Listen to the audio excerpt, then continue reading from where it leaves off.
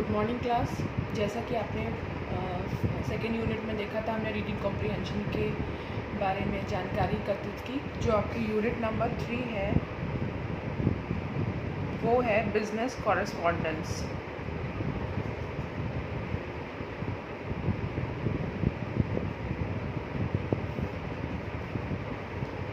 अब business correspondence पढ़ने से पहले एक बार हमें ये रिवाइज़ करना ज़रूरी है कि कम्युनिकेशन आखिर होता क्या है, क्योंकि कहीं ना कहीं अगर आपको ये नहीं जानकारी होगी कि कम्युनिकेशन क्या होता है, कम्युनिकेशन के टाइप्स क्या होते हैं, तो आपको बिज़नेस कॉरेस्पॉन्डेंस को समझने में दिक्कत हो सकती है। क्योंकि कहीं ना कहीं बिज़नेस कॉरेस्पॉन्डेंस कुछ हद तक रिलेटेड है टाइप्स ऑफ कम्युनिकेशन से, formal, informal, verbal, non verbal, oral, written. तो सबसे पहले हम ये समझ लेते हैं कि कम्युनिकेशन होता क्या है। तो ये जो कम्युनिकेशन वर्ड है, व्हाट इज़ कम्युनिकेशन?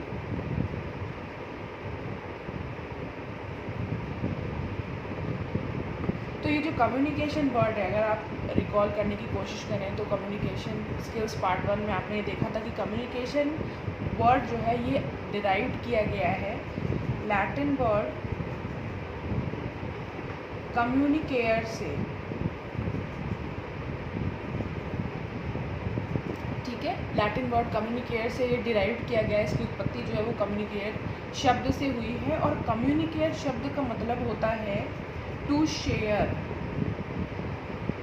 ठीक है, इसलिए चूँकि कम्युनिकेयर वर्ड का मतलब होता है टू शेयर या शेयरिंग, बांटना, इसीलिए कम्युनिकेशन का मतलब होता है sharing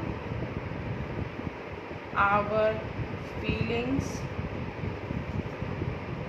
emotions, thoughts, ideas, information भी हो सकती है, एट्सेट्रा। ठीक है, तो कम्युनिकेशन का मतलब क्या हो गया? Communication is the process of sharing our feelings, emotions, thoughts, ideas, information, etcetera. अब आप किससे शेयर कर रहे हैं? From one person to another, एक दूसरे के साथ। जाहिर सी बात है कम्युनिकेशन करने के लिए, अब जबकि चूँकि आप कह रहे हैं from one person to another, इससे आपको ये समझ में आ गया कि कम्युनिकेट करने के लिए, कम्युनिकेशन के लिए कम से कम 2 लोगों का होना आवश्यक है।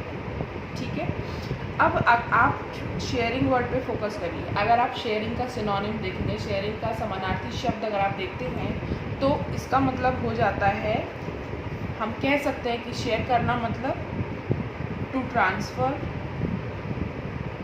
कह सकते हैं टू एक्सचेंज, आदान प्रदान करना, बिल्कुल लिख सकते हैं।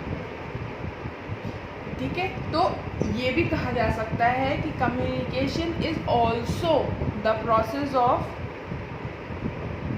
Communication is also the process of, sharing तो है ही है, ठीक है, exchanging, transferring our feelings, emotions, thoughts, ideas, information from one person to another। Clear हो गया आपको कम्युनिकेशन की मीनिंग क्लियर होगी कि कम्युनिकेशन वर्ड आया है कम्युनिकेयर से, और कम्युनिकेयर का मतलब होता है शेयर करना। इसीलिए कम्युनिकेशन का अर्थ है कि कम्युनिकेशन वह प्रक्रिया है, वह प्रोसेस है जिसमें हम अपने feelings, emotions, thoughts, ideas, information को एक दूसरे के साथ बांटते हैं। अब क्या क्या चीज़ें, कौन सी ऐसी चीज़ें हैं जिनके बिना कम्युनिकेट करना इम्पॉसिबल है? What are the 3 things which are essential to communicate? 3 things which are essential to communicate। कौन सी ऐसी 3 चीज़ें हैं जिनके बिना आप कम्युनिकेट नहीं कर सकते? ठीक है, सबसे पहला दो लोग, ये जो दो लोग थे, ये तो आपको पता है भाई, जो बोल रहा है या जो अपना मैसेज कहना चाहता है वो आपका कौन हो गया, सेंडर, ठीक है। दूसरा हो जाएगा मैसेज, अब क्या कहना चाह रहा है, क्या बात जो कहना चाह रहा है, जो आप शेयर कर रहे हैं, क्या शेयर कर रहे हैं, मैसेज शेयर कर रहे हैं, कौन शेयर कर रहा है, सेंडर शेयर कर रहा है। तीसरा हो जाएगा रिसीवर। ये तीन बहुत महत्वपूर्ण चीज़ें हैं, ये बहुत एसेंशियल रिक्वायरमेंट्स हैं जिनके बिना कम्युनिकेशन की प्रक्रिया पूरी नहीं हो सकती। ये तीन चीज़ तो चाहिए, और भी क्या कहते हैं स्टेप्स होते हैं कम्युनिकेशन की प्रोसेस में, बट इन तीनों के बिना तो पॉसिबल नहीं है। अब हम एक बार देख लेते हैं कि ये जो प्रोसेस है, अब हम जो कम्युनिकेशन प्रोसेस की बात कर रहे हैं, ये क्या होती है। ये सब आप कम्युनिकेशन पार्ट 1 में पढ़ चुके हैं। प्रोसेस ऑफ कम्युनिकेशन, ये सब मैं आपको इसलिए रिवाइज करवा लूँ ताकि बिजनेस कॉरेस्पॉन्डेंस फिर आपके लिए पढ़ना बहुत आसान हो जाएगा। प्रोसेस ऑफ कम्युनिकेशन अगर आप याद करें तो मैंने एक डायग्राम से आपको समझाया था कि ये स्टेप्स होते हैं।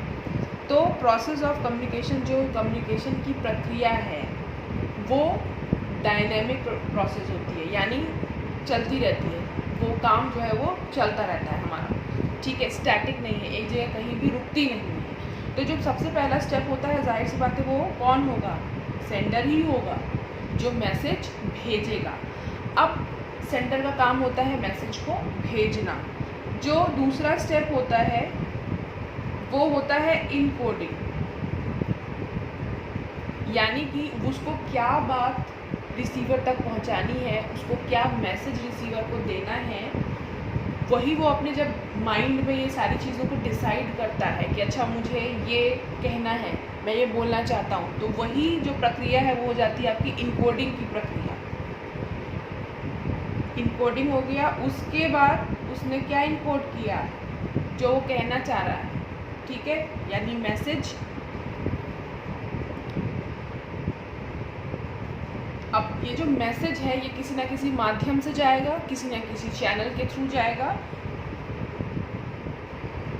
नंबर 4 हो गया चैनल, ठीक है, कि भाई मुझे बोलना है, सपोज़ मैं सेंडर हूँ, अभी इस टाइम मैं सेंडर हूँ, ठीक है, मैं आपको पढ़ा रही हूँ, आप रिसीवर हैं, आप दूसरे एंड पर हैं, तो मेरे दिमाग में जो भी थॉट्स प्रोसेस चल रहे हैं, मैंने उन सबको इकट्ठा करके इनकोड करके एक मैसेज बनाया कि हाँ मुझे आज बच्चों को बिजनेस कॉरेस्पॉन्डेंस पढ़ाना है, ठीक है, business correspondence is my message to you all.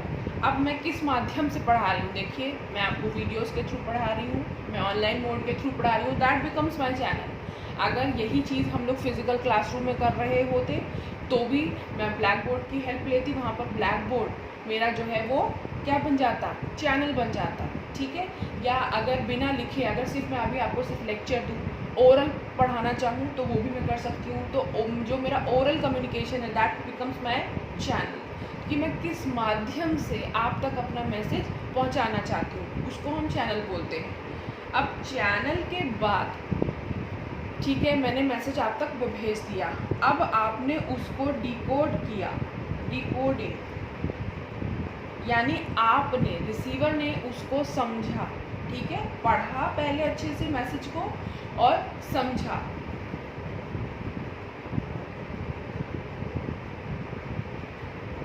Receiver, number 6 steps है वो है रिसीवर। देन रिसीवर ने लास्ट में क्या दिया, फीडबैक, ठीक है। देन अगेन जब ये प्रोसेस पूरा हुआ, then again it comes to number 1 again, then sender, encoding, message, channel, decoding, receiver, feedback. यही प्रोसेस होती है और ये कंटिन्यूसली चलती जाती है। अगर इस प्रोसेस में से कोई भी एक स्टेप हम निकाल दें या कोई भी एक स्टेप आप करना भूल जाएं तो कम्युनिकेशन की जो आपकी प्रोसेस है उसको पूरा नहीं माना जाएगा, वो कम्युनिकेशन की प्रक्रिया पूरी नहीं होगी। फिर से वो स्टेप नंबर 1 से ही स्टार्ट होगा। ऐसा नहीं है कि आप सीधे इनकोडिंग से स्टार्ट कर देंगे या आप सीधे मैसेज से स्टार्ट कर देंगे, नहीं, बिना सोचे समझे आप मैसेज बना ही नहीं सकते। तो प्रोसेस ऑफ कम्युनिकेशन में ये 7 स्टेप्स बहुत इंपॉर्टेंट होते हैं और ये 7 स्टेप्स पूरे किए जाते हैं। अच्छा, इसमें एक चीज़ और वो होती है नॉइज़। अगर मैं सपोज़ अभी मैं आपको पढ़ा रही हूँ और बैकग्राउंड में लाउड म्यूज़िक चले तो आपको शायद मेरी आवाज़ सुनाई नहीं देगी या मेरी आवाज़ दब जाएगी। तो वहाँ पर नॉइज़ किस चीज़ का काम कर रही है? बैरियर्स। हम लोगों ने पढ़ा था बैरियर्स टू कम्युनिकेशन, वही है, ठीक है। तो नॉइज़ भी, या मैं बोलूँ तो बैरियर्स टू कम्युनिकेशन भी पार्ट है प्रोसेस ऑफ कम्युनिकेशन का। नॉइज़ हो सकती है, या सपोज़ मैं मतलब आप मेरे वीडियोस देखने में असमर्थ हैं, फॉर एग्जांपल आप नहीं देख पा रहे हैं या नेटवर्क इशू है, वीडियो ओपन नहीं हुआ, तभी तो आप नहीं देख पाएंगे ना कि मैम ने क्या मैसेज किया है। या अभी आप लोग टीच मीट पर सब लोग सारे बच्चे इनरोल्ड हैं, कोई इशू आ जाए, अभी मैं लाइव चली जाऊँ, कोई इशू आ जाए, आप ऑनलाइन क्लास नहीं अटेंड कर पा रहे, so that becomes the barriers to communication.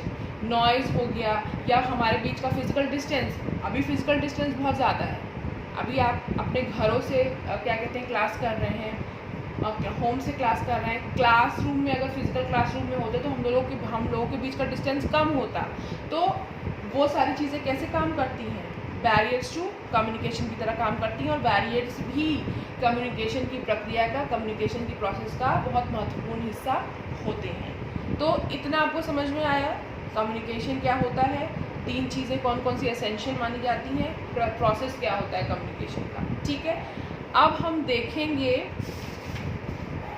Types of communication, very important, types of communication. Types जानना इसलिए ज़रूरी है क्योंकि आगे चल के जब आप बिजनेस कॉरेस्पॉन्डेंस पढ़ेंगे तो उसमें आपको यही देखना है कि किसी न किसी टाइप का आप इस्तेमाल करेंगे, एक टाइप को आप सीखेंगे, ठीक है। तो कॉमनली अगर देखा जाए तो जो कम्युनिकेशन है वो कितने तरह का होता है? सबसे पहले फॉर्मल, दूसरा इनफॉर्मल, तीसरा वर्बल, चौथा नॉन वर्बल, वर्टिकल भी होता है, और छठा हॉरिजॉन्टल। ये 6 टाइप्स होते हैं, ठीक है। अब इन पे एक एक करके आने से जो है इससे पहले आप ये समझ लीजिए कि ये जो टाइप्स है ना, टाइप्स ऑफ कम्युनिकेशन किस हिसाब से, किस बेसिस पे इनको कैटेगराइज किया गया है कि किस तरीके से कौन सा कम्युनिकेशन होगा। ये बहुत इम्पॉर्टेंट है समझना कि आप किस संदर्भ में, किस इन्वायरमेंट में, किस सेटिंग में आप किसी से कम्युनिकेट कर रहे हैं, ठीक है। ये जानना और समझना बहुत ज़रूरी है। तो सबसे पहले आप देखिए जो आपका फॉर्मल कम्युनिकेशन होता है, फॉर्मल कम्युनिकेशन को ऑफिशियल कम्युनिकेशन भी कहते हैं और इसको प्रोफेशनल कम्युनिकेशन भी कहते हैं। क्यों कहते हैं? इसलिए कहते हैं कि ये जो फॉर्मल कम्युनिकेशन होता है ये कहाँ पर किया जाता है? It is used in offices or in our professional lives, ठीक है, और in jobs या प्राइवेट या गवर्नमेंट ऑर्गेनाइजेशंस में कम्युनिकेट करने के लिए इस प्रकार के फॉर्मल कम्युनिकेशन के, ऑफिशियल कम्युनिकेशन के या प्रोफेशनल कम्युनिकेशन के इस्तेमाल किए जाते हैं। समझ में आया कि जो आपका प्रोफेशनल कम्युनिकेशन है, ऑफिशियल कम्युनिकेशन है या फॉर्मल कम्युनिकेशन है, वो हमेशा कहाँ यूज़ होता है? ऑफिसेज में यूज़ होता है, या जहाँ पर आप काम करते हैं, ठीक है, जहाँ पर आप जॉब करते हैं। स्कूल्स कॉलेजेस भी आप कह सकते हैं, स्कूल्स में, कॉलेजेस में इसका इस्तेमाल किया जाता है, ठीक है। क्लियर हो गया? ये एक पर्टिकुलर फॉर्मेट को फॉलो करता है, इसका एक अपना फॉर्मेट होता है। It has its own specific format, इसका एक अपना फॉर्मेट होता है, प्रारूप होता है, हिंदी में जिसको बोलते हैं प्रारूप, ठीक है। And is always to the point, और ये हमेशा, इसके एक खास बात ये भी होती है कि ये हमेशा क्या होता है, टू द पॉइंट होता है। इसमें आप कोई भी इनफॉर्मल या स्लैंग लैंग्वेज का इस्तेमाल नहीं कर सकते हैं, ठीक है। तो ये आपका फॉर्मल कम्युनिकेशन या ऑफिशियल कम्युनिकेशन कह लीजिए या प्रोफेशनल कम्युनिकेशन होता है। अब ये जो दूसरा कम्युनिकेशन है, that is your informal communication.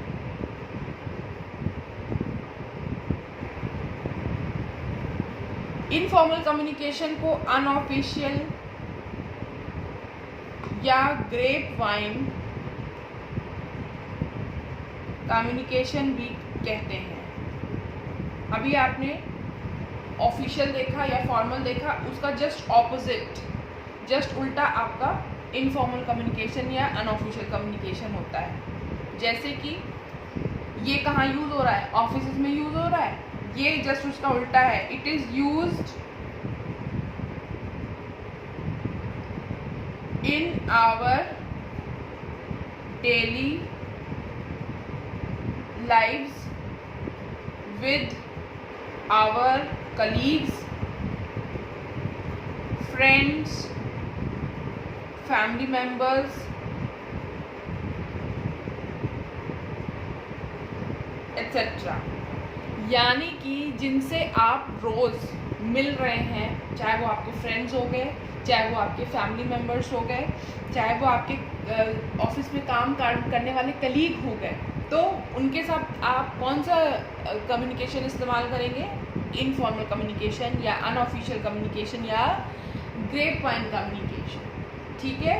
और ये जितना स्पेसिफिक होता है, प्रारूप इसका भी होता है, ठीक है, इसका फॉर्मेट अलग होता है, इसका अलग होता है, लेकिन इसका एक ये जो प्रोफेशनल लैंग्वेज जो यूज़ होती है ना फॉर्मल कम्युनिकेशन में, वो इसमें यूज़ नहीं होती है। इसकी जो लैंग्वेज है,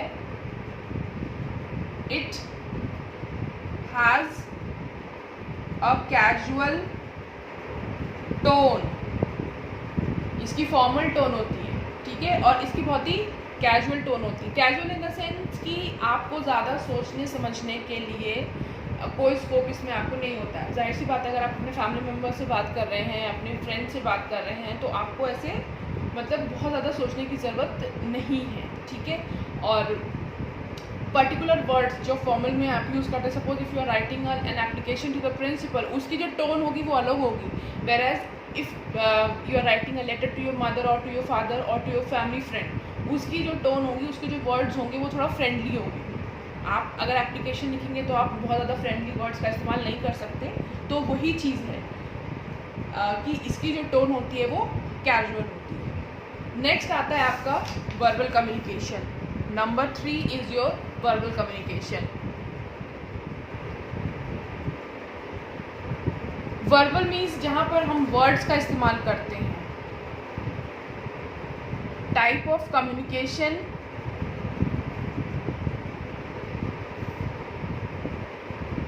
which is done through words, ठीक है, जहाँ पर बोलकर शब्दों का इस्तेमाल करके आप कम्युनिकेट कर रहे हैं, वो आपका वर्बल कम्युनिकेशन हो गया, ठीक है। वर्बल कम्युनिकेशन का अगर आप एग्जाम्पल देखेंगे तो आपका एग्जाम्पल हो सकता है ग्रुप डिस्कशन,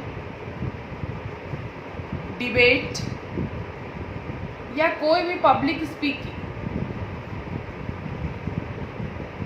जहाँ पर आपको कम्युनिकेट करना है ओनली थ्रू वर्ड्स को याद रखिए। तो वहाँ पर जो कम्युनिकेशन हो जाएगा वो आपका क्या हो जाएगा, वर्बल कम्युनिकेशन हो जाएगा। नेक्स्ट होता है आपका नॉन वर्बल कम्युनिकेशन।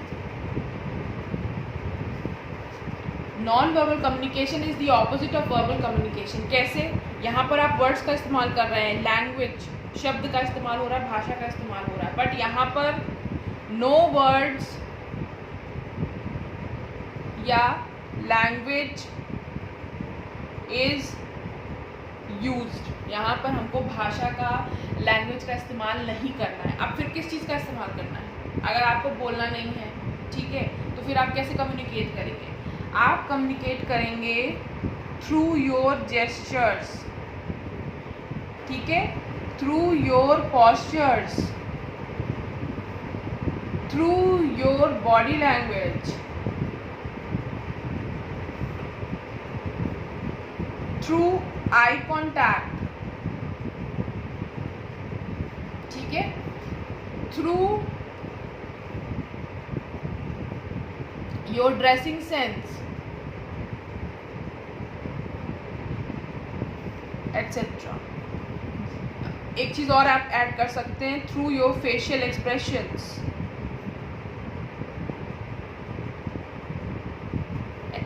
एटसेट्रा। तो जब आप शब्दों का इस्तेमाल ना करके जेस्चर्स का, यानी आपके हैंड मूवमेंट्स, ठीक है, आप उनका इस्तेमाल करके कम्युनिकेट कर रहे हैं, पोस्चर्स, आपके लेग मूवमेंट्स, ये सब आप पढ़ चुके हैं फर्स्ट सेमेस्टर में। देन योर बॉडी लैंग्वेज या आई कांटेक्ट, आप कितना देख रहे हैं, आपकी आईज़ की लोकेशन क्या है बात करते टाइम, आपके कपड़े पहनने का तरीका, ड्रेसिंग सेंस या फिजिकल एक्सपीरियंस, फिजिकल आपका जो अपीयरेंस है वो कैसा है, और आपके फेशियल एक्सप्रेशंस, आप स्माइल कर रहे हैं कि आप एंग्री हैं कि आप फ्रस्ट्रेटेड हैं, ये सारी चीज़ों के थ्रू जब हम कम्युनिकेट करते हैं तब वो क्या बन जाता है, आपका non verbal communication. Even silence is also a part of non verbal communication. English में एक प्रॉवर्ब है कि if speech is silver then silence is gold. ये एक बहुत फेमस प्रॉवर्ब है इंग्लिश में कि if speech is silver then silence is gold. Yes, silence is also a very important type of non verbal communication, ठीक है। तो ये आपको क्लियर हो गया कि वर्बल क्या होता है और नॉन वर्बल क्या होता है। आपका वर्टिकल कम्युनिकेशन भी होता है और हॉरिजॉन्टल भी कम्युनिकेशन होता है। वर्टिकल और हॉरिजॉन्टल कम्युनिकेशन जो होते हैं, इसको मैं एक ही में समझा दे रही हूँ।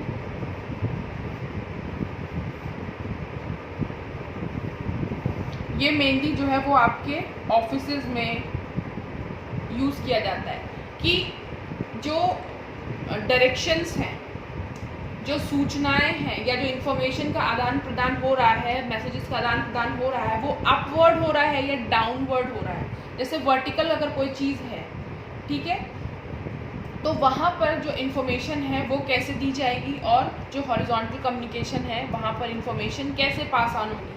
जो नॉर्मली क्या होता है ऑफिसेज में, जो बॉस होता है वो अपने नीचे वाले को, जो एक सेट सपोज आपका जो है वो डायरेक्टर है, डायरेक्टर के नीचे मैनेजिंग डायरेक्टर होगा, मैनेजिंग डायरेक्टर के नीचे आपका मैनेजर होगा, मैनेजर के नीचे देन सबऑर्डिनेट होगा, देन सबऑर्डिनेट के नीचे हो सकता है आपका कोई पोस्ट हो, देन उसके बाद एम्प्लॉयज़ होते हैं। तो इन्फॉर्मेशन इस तरीके से नीचे पास ऑन हो रही है। जो मैसेज है आपका, कम्युनिकेशन जो हो रहा है वो आपका इस तरीके से हो रहा है कि स्टेप वाइज ऊपर से नीचे की तरफ आ रहा है। दैट इस तरह का जो कम्युनिकेशन होता है जहाँ पर जो मैसेज है वो क्या कहते हैं, हॉरिजॉन्टली ट्रैवल कर रहा है, ठीक है, तो उसको हम हॉरिजॉन्टल कम्युनिकेशन कहते हैं। वर्टिकल में जैसे सपोज क्या कहते हैं, आपके जो सीनियर हैं और उन्होंने डायरेक्टली आपको कम्युनिकेट कर दिया, आप उनके जस्ट अंडर में हैं, या सपोज उन्होंने डायरेक्टली आपको कम्युनिकेट कर दिया, that becomes your horizontal communication. तो ये इतना वर्टिकल और हॉरिजॉन्टल को जानना इतना ज़रूरी नहीं है जितना कि आपको फोकस करना है फॉर्मल और इनफॉर्मल में। देखिए, फॉर्मल कम्युनिकेशन और इनफॉर्मल कम्युनिकेशन ये इम्पॉर्टेंट इसलिए है क्योंकि रिटन कम्युनिकेशन में फॉर्मल और इनफॉर्मल बहुत इम्पॉर्टेंट रोल प्ले करते हैं। होते ओरल और रिटन भी हैं, तो आगे पढ़ने से पहले हम इसको भी एक बार रिवाइज कर लेते हैं। ओरल कम्युनिकेशन और या रिटन कम्युनिकेशन क्या होता है। सी ओरल कम्युनिकेशन, इसमें आपके स्पीच ऑर्गन्स जैसे कि आपका टंग हो गया या माउथ हो गया, ये बहुत एक्टिव होता है। यहाँ पर भी आप वर्ड्स का ही इस्तेमाल करते हैं,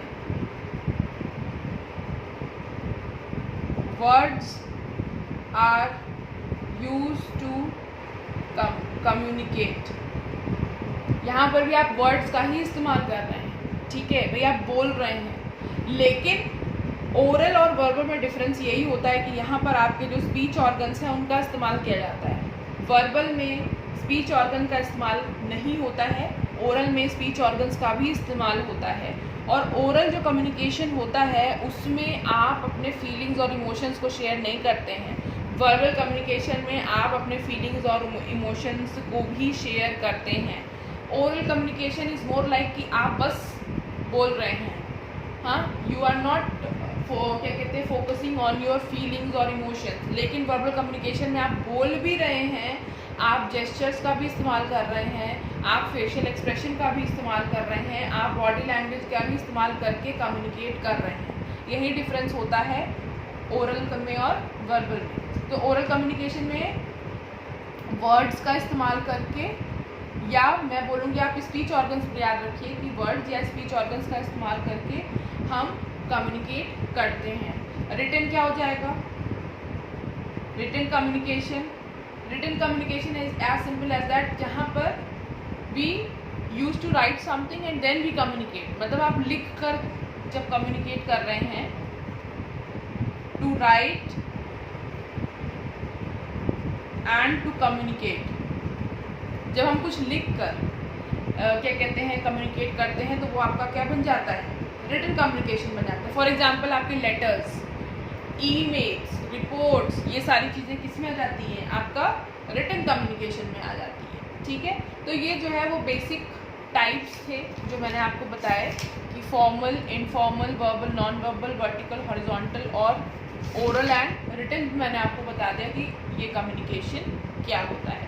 अब जो मैं आपसे बता रही थी कि आपको ये जानना बहुत ज़रूरी है फॉर्मल, इनफॉर्मल। देखिए, suppose if you are talking to me, if you are communicating to me in college, for example आप मुझसे कॉलेज में अगर क्या कहते हैं बात करेंगे, because I am your teacher, I am an official person, you are studying in college और स्कूल, तो आप मुझसे वहाँ पर किस तरीके से बात करेंगे? फॉर्मल कम्युनिकेशन करेंगे। लेकिन अगर यही हमारा कम्युनिकेशन कॉलेज के बाहर हो तो it can be informal also, ठीक है।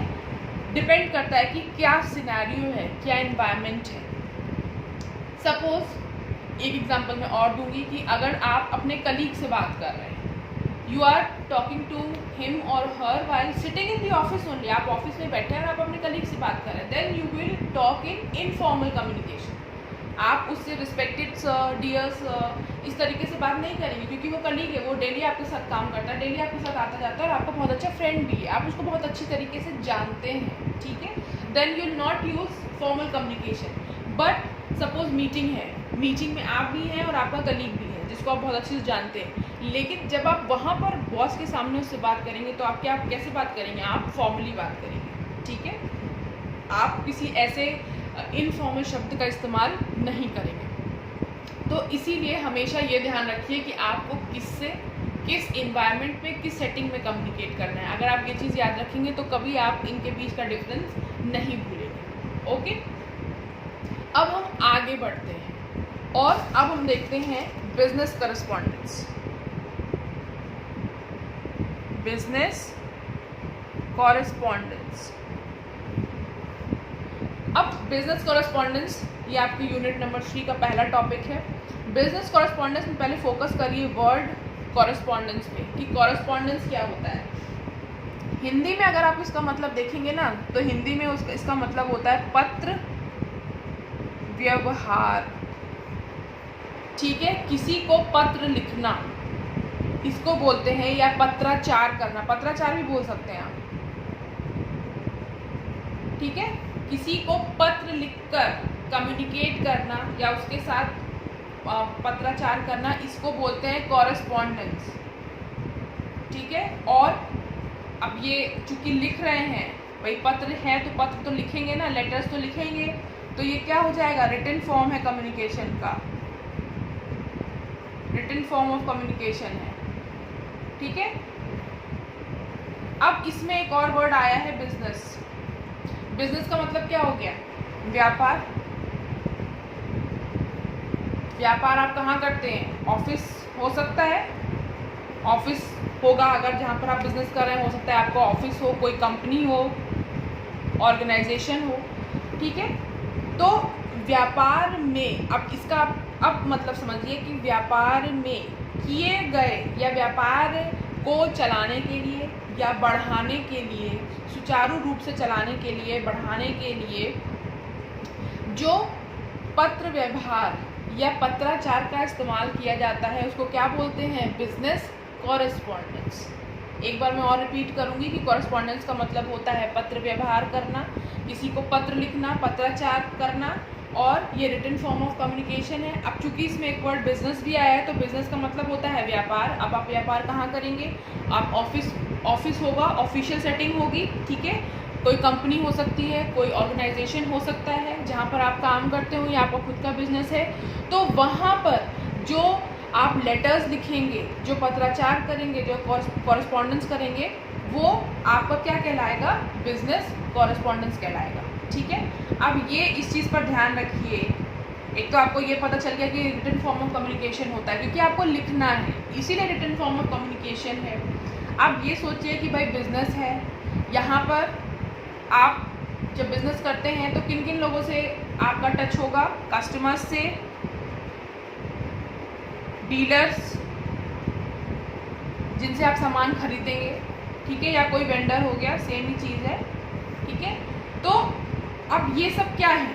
कस्टमर्स, डीलर्स, वेंडर्स, या इवन कंपनी में बहुत सारे एम्प्लॉयज़ भी काम कर रहे हैं। आप बॉस हैं, आपकी जो ऑर्गेनाइजेशन है, संस्था है, वो प्राइवेट ऑर्गेनाइजेशन है जहाँ पर बिजनेस फॉर्म है, ठीक है, जहाँ पर आप बिजनेस करते हैं, तो एम्प्लॉयज़ भी होंगे। तो अब देखिए ये किस टाइप का कम्युनिकेशन हो गया? ये आपका हो गया फॉर्मल कम्युनिकेशन, यानी कि जो बिजनेस कॉरेस्पॉन्डेंस है वो रिटन फॉर्म ऑफ कम्युनिकेशन होता है। कहाँ किया जाता है? बिजनेस में किया जाता है, किसी कंपनी में किया जाता है, ठीक है, ऑर्गेनाइजेशन में किया जाता है। और अब चूँकि बिजनेस से रिलेटेड या बिजनेस में कौन कौन से लोग इन्वॉल्व होते हैं? कस्टमर्स इन्वॉल्व होते हैं, डीलर्स जिससे रॉ मटेरियल्स वगैरह लेना होता है, वेंडर्स हो गए, एम्प्लॉयज़ हो गए, ठीक है। तो उनसे कम्युनिकेशन करेंगे, वो फॉर्मल कम्युनिकेशन होगा, वो ऑफिशियल सेटिंग होगी, ठीक है। तो वहाँ पर जो कम्युनिकेशन करेंगे हम फॉर्मल कम्युनिकेशन करेंगे।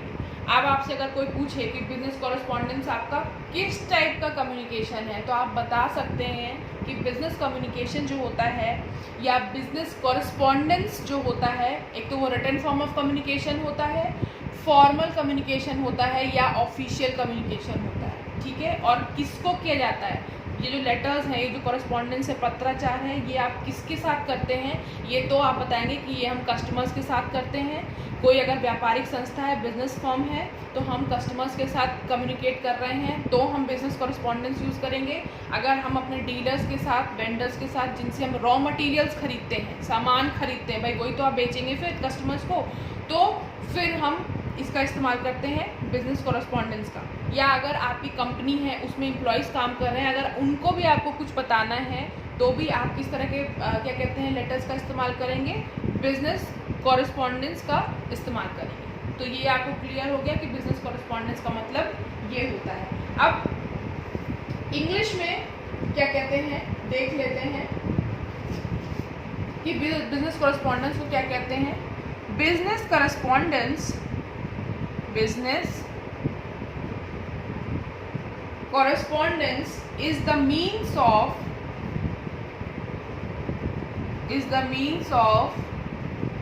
communication in written form। देखिए मैंने आपको पहले ही बताया, in written form to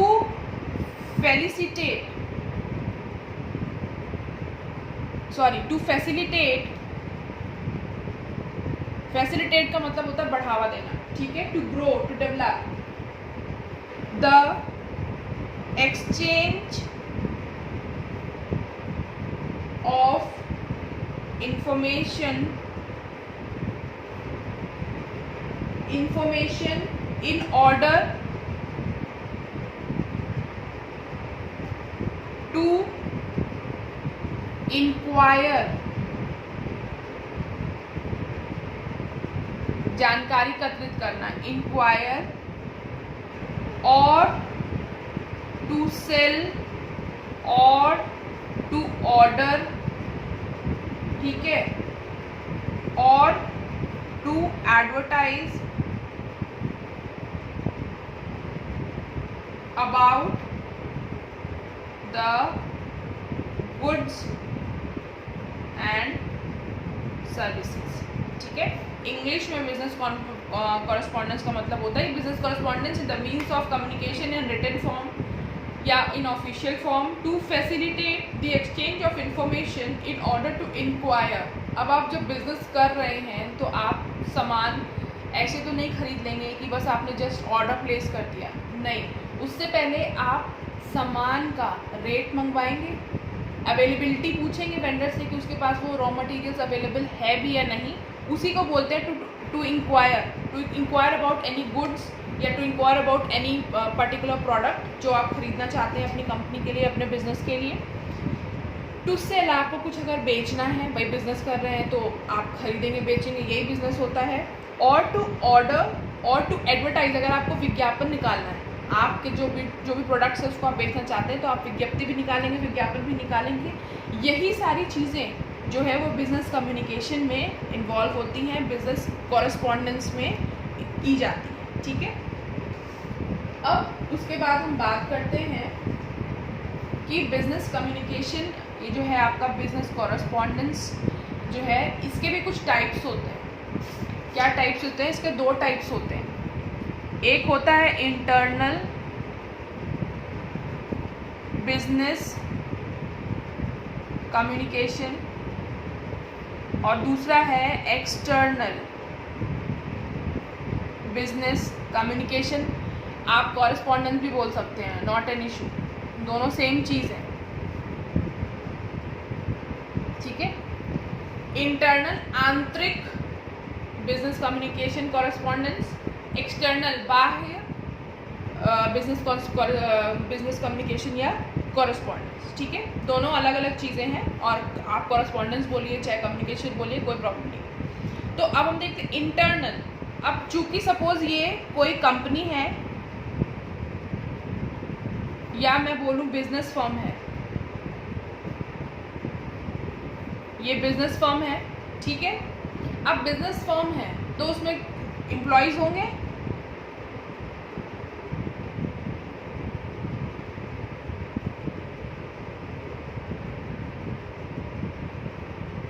होंगे, यानी कि आपके मैनेजर्स होंगे, प्रेसिडेंट होगा, वाइस प्रेसिडेंट होगा, ठीक है, देन डायरेक्टर होगा, फिर मैनेजिंग डायरेक्टर होंगे, फिर मैनेजर्स हो सकते हैं।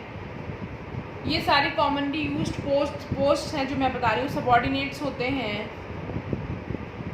ये सारे लोग मिलकर किसी भी बिजनेस ऑर्गेनाइजेशन को चलाते हैं। फॉर एग्जांपल मैं रिलायंस इंडस्ट्रीज़ की बात कर लीजिए अगर आप, ठीक है, तो रिलायंस जो कंपनी है, जो रिलायंस बिजनेस फर्म है, उसके अंदर ये सारे लोग होंगे, प्रेसिडेंट है, वाइस प्रेसिडेंट हैं, डायरेक्टर्स हैं, एमडीज़ हैं, मैनेजर्स हैं, सबॉर्डिनेट्स हैं। ये सारे लोग जो है वो मिलकर एक साथ काम करते हैं और बिजनेस ऑर्गेनाइजेशन को चला रहे हैं।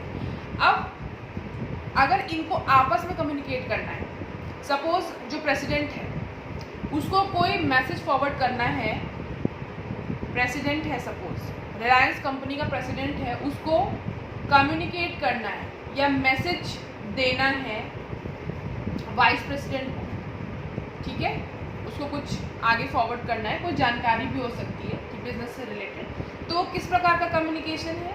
क्योंकि कंपनी के अंदर किया जा रहा है ना। ये सारे लोग कहाँ काम कर रहे हैं? कंपनी में काम कर रहे हैं, बिजनेस फर्म में काम कर रहे हैं, रिलायंस के अंदर काम कर रहे हैं। चूँकि आपस में कम्युनिकेट कर रहे हैं, बिजनेस ऑर्गेनाइजेशन तो है, इस चीज़ पे आप ध्यान दीजिएगा, तभी आप इन दोनों के बीच का डिफरेंस समझेंगे कि यहाँ पर भी बिजनेस फर्म है और जिसका नाम है रिलायंस इंडस्ट्रीज़। अब रिलायंस इंडस्ट्रीज़ के अंदर के जो लोग हैं, यानी कि president, vice president, directors, MDs, managers, ये जब आपस में कम्युनिकेट करेंगे तो वो जो कम्युनिकेशन होगा वो होगा आपका इंटरनल कम्युनिकेशन,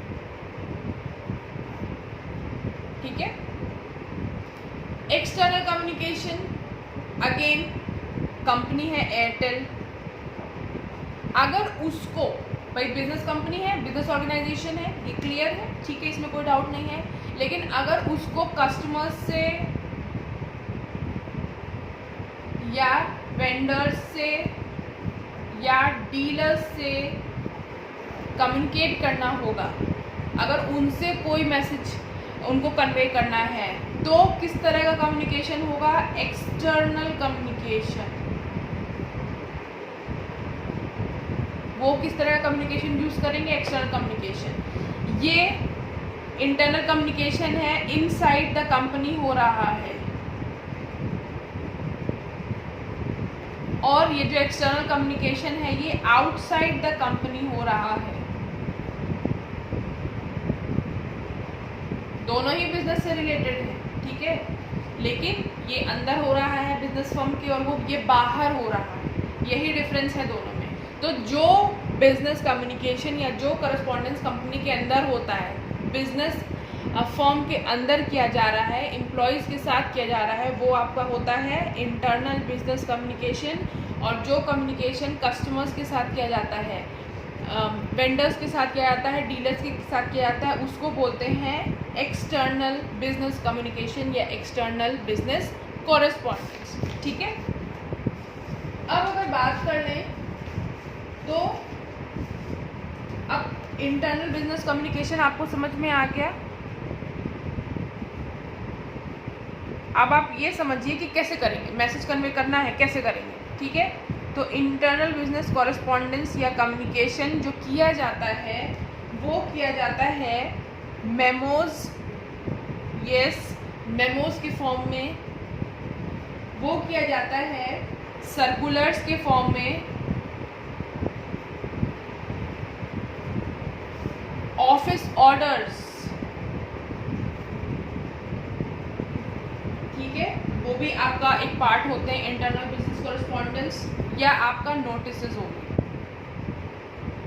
वो भी आपका हिस्सा है इंटरनल बिजनेस कॉरेस्पॉन्डेंस का, ठीक है। तो इन सारी चीज़ों की मदद लेके, इन सारी चीज़ों की हेल्प लेके जो मैसेज है उसको फॉर्म किया जाता है, उसको इनकोड किया जाता है किसी भी कंपनी के अंदर, फिर एक दूसरे के साथ उसको शेयर किया जाता है, ठीक है। तो ये सारे तरीके हो सकते हैं। इस तरीके से जैसे कि हम, अगर आप कॉलेज में, सपोज आप स्टूडेंट हैं, आप कॉलेज में पढ़ रहे हैं, तो आज जो आप प्रार्थना पत्र लिखते हैं, जैसे उसको एप्लीकेशन बोलते हैं ना, ठीक उसी तरीके से कंपनी के अंदर जब लोग आपस में कम्युनिकेट करते हैं तो वो मेमोज का इस्तेमाल करते हैं, सर्कुलर्स का इस्तेमाल करते हैं, ऑफिस ऑर्डर्स का इस्तेमाल करते हैं और नोटिसेस का इस्तेमाल करते हैं। आगे चलकर आप देखेंगे इन सबको एक वन बाय वन की क्या क्या चीज़ें होती हैं, इनको कैसे लिखा जाता है, ठीक है। अब मैं आपको इसका काम क्या होता है, पहले ये समझिए कि इसका पर्पस क्या है, क्यों ये मेमोज, सर्कुलर्स, ऑफिस ऑर्डर्स या नोटिस को लिखा जाता है, क्या पर्पस है इनका। तो एक पर्पस तो ये हो सकता है टू अनाउंस द पॉलिसी या डिसीजंस। भाई कंपनी का जो बॉस है उसने अपनी कंपनी के लिए कुछ डिसीजन लिया, ठीक है, कोई पॉलिसी बनाई कि अच्छा हमको इस बार ऐसे ऐसे करके जो है वो बिजनेस को आगे बढ़ाना है, तो वो जो कम्युनिकेट करेगा, ठीक है, तो वो मेमोज की हेल्प ले सकता है, सर्कुलर की मदद ले सकता है, ऑफिस ऑर्डर्स की मदद ले सकता है, या नोटिस की मदद ले सकता है, या उसको अपने एम्प्लॉयज़ को आदेश देना है, टू इंस्ट्रक्ट द एम्प्लॉयज़, उसको अपने एम्प्लॉयज़ को कुछ बताना है, ठीक है, उसको कोई आदेश देना है। To make coordination among different departments। भाई कंपनी के अंदर बहुत सारे डिपार्टमेंट्स होते हैं, मार्केटिंग डिपार्टमेंट होता है, ठीक है, जिसका काम होता है कि प्रोडक्ट को कैसे सेल करेंगे, फाइनेंस डिपार्टमेंट होता है जिसका काम होता है जो पैसे का लेन देन बिजनेस में क्या हो रहा है उसका ध्यान रखता है, HR डिपार्टमेंट होता है जो एम्प्लॉयज़ की भर्ती करता है, ठीक है, उनको हायर या फायर करने का काम आपका HR डिपार्टमेंट होता है। तो जो डिफरेंट सेक्शंस है, डिफरेंट डिपार्टमेंट्स हैं, उनके बीच में तालमेल बना रहे, कैसे बना रहेगा, सूचनाओं को जो आदान प्रदान वो अच्छे से होता रहे, इससे उनके बीच में तालमेल बना रहे, इसके लिए भी इंटरनल बिजनेस कॉरेस्पॉन्डेंस का इस्तेमाल किया जाता है। और किस तरीके से, then again memos, circulars, office orders या नोटिस का इस्तेमाल करके हम लोग इंटरनल बिजनेस कॉरेस्पॉन्डेंस को करते हैं। ठीक है, तो ये कुछ तरीके होते हैं जिनकी वजह से आप मेमोज, सर्कुलर्स, ऑफिस ऑर्डर्स या नोटिस का इस्तेमाल इंटरनल बिजनेस कम्युनिकेशन में करते हैं। अब आता है आपका external business communication. External business communication कैसे किया जा सकता है? एक्सटर्नल बिजनेस कॉरेस्पॉन्डेंस या कम्युनिकेशन, इसको कैसे करेंगे? यहाँ तो आप मेमोज लिख सकते हैं, सर्कुलर लिख सकते हैं, इसको लेटर्स,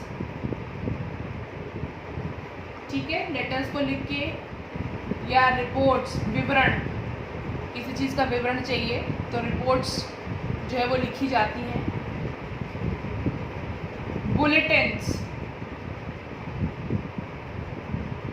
कोई सूचना है, छोटी सी सूचना है, उसको बहुत ज़्यादा लोगों तक पहुंचाना है, ठीक है, तो बुलेटिन्स लिखे जाते हैं। या प्रेस रिलीजेस, प्रेस में विज्ञप्ति देना, जी हाँ, प्रेस में विज्ञप्ति देना, ये भी एक तरीके का एक्सटर्नल बिजनेस कम्युनिकेशन होता है। तो एक्सटर्नल बिजनेस कम्युनिकेशन किससे कर रहे हैं? कस्टमर से करना है, आउटसाइड द कंपनी करना है। ये इनसाइड द कंपनी था, ये आउटसाइड द कंपनी करना है। तो किसके थ्रू करेंगे, किसके माध्यम से करेंगे? लेटर्स के माध्यम से करेंगे, रिपोर्ट्स के माध्यम से करेंगे, बुलेटिन्स के माध्यम से करेंगे और प्रेस रिलीजेस, प्रेस में विज्ञप्ति देंगे। ठीक है, ये सारे तरीके हम यूज़ कर सकते हैं। इसका पर्पस क्या होता है? इसको किस लिए किया जाता है? अगर आपको किसी सामान के बारे में इंक्वायरी चाहिए, ठीक है, सामान खरीदना है आपको और आपको वेंडर से या डीलर से इंक्वायर करना है, टू इंक्वायर और to ask about the products, या आपको उसको खरीदना है, to place orders of products. ये गुड्स और सर्विसेज भी हो सकते हैं, ज़रूरी नहीं कि आप कोई सामान बेचें, आप सर्विस भी बेच सकते हैं। फॉर एग्जांपल, अच्छा, सर्विस सेल करना, सर्विस कैसे बेची जा सकती है? जो आपकी जितनी टेलीकम्युनिकेशन कंपनी है, इनका प्रोडक्ट क्या है? सिम कार्ड है, ठीक है, SIM card is the product. तो ये क्या बेच रहे हैं? सर्विस बेच रहे हैं। या जो आपके होटल्स हैं, ठीक है, तो वो उनका कोई पर्टिकुलर प्रोडक्ट तो होता नहीं है कि कोई उनका बाज़ार में साबुन आ रहा है, शैम्पू आ रहा है, तेल आ रहा है, नहीं, वो क्या बेच रहे हैं? अपनी सर्विस बेच रहे हैं कि आप होटल में जाते हैं या रेस्टोरेंट में जाते हैं, अच्छा खाना खाते हैं, या वो आपको बुरी तरीके से ट्रीट करते हैं, तो वहाँ पर सर्विस को बेच रहे हैं। ठीक है, तो व्यापार में, बिजनेस फर्म में प्रोडक्ट्स भी हम सेल कर सकते हैं और गुड्स और सर्विसेज भी सेल कर सकते हैं। टू मेक कंप्लेंट्स, जी हाँ, to make complaints about any goods या सर्विसेज। सपोज आपने कोई सामान मंगाया या किसी होटल ने आपको अच्छी सर्विस नहीं दी, ठीक है, तो आप जिस तरीके से कम्युनिकेट करेंगे, कंप्लेन करेंगे, तो वो भी आपका एक्सटर्नल बिजनेस कम्युनिकेशन होगा। Last, to ask for an exchange. भाई सामान, जैसे ऑनलाइन आप जब कुछ सामान मंगाते हैं, ठीक है, और आप उसको अगर वो सामान अच्छा नहीं आया, कंपनी ने आपको ख़राब सामान भेज दिया, देन आप कंप्लेन दर्ज कराते हैं। उसके बाद आप क्या करते हैं? उसको रिटर्न करेंगे या उसके लिए उसका आप एक्सचेंज मांगेंगे। To ask for an exchange या रिटर्न। तो ये सारी जो चीज़ें होती हैं, वो पर्पस होता है कि हमको एक्सटर्नल बिजनेस कॉरेस्पॉन्डेंस करना पड़ता है। इंटरनल और एक्सटर्नल में आई होप अब आपको जो डिफरेंस है वो क्लियर हो गया होगा कि इंटरनल बिजनेस कम्युनिकेशन मतलब inside the company, external business communication यानी आउटसाइड द कंपनी। ठीक है, अब बिजनेस लेटर्स